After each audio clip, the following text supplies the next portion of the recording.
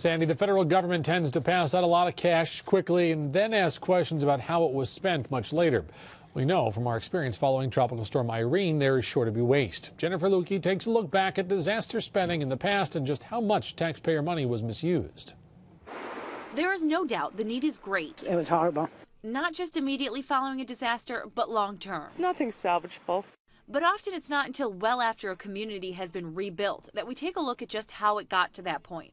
Recent audits conducted by the Inspector General for Homeland Security show significant amounts of waste, fraud, and misspending during disasters over the last decade.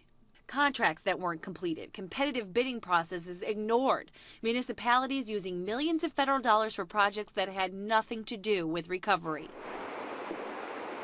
Following Hurricane Irene last year, we saw firsthand that while FEMA goes back and forth with local towns and villages, it's often the victims who can get caught in the red tape. Those who had their homes swept away by floodwaters and were desperate for temporary trailers were made promises.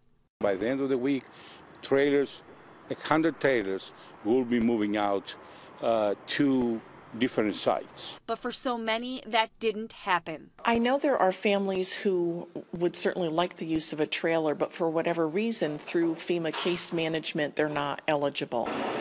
And then, once so many were denied, FEMA started auctioning off some of the used trailers to the highest bidder. Most went for a fraction of the cost taxpayers spent to buy them. But now, more than a full year later, the trailers that haven't been auctioned off are still sitting in this parking lot. FEMA told us that it planned to keep them here for a year in case it needed to deploy them to other places in the Northeast, that it would be quicker. But Hurricane Sandy happened weeks ago, and these trailers are still sitting here. FEMA tells us it's taking a wait-and-see approach. If they're needed, then they'll send them. But by then, it's likely those who could have truly used them will have already found somewhere else to live.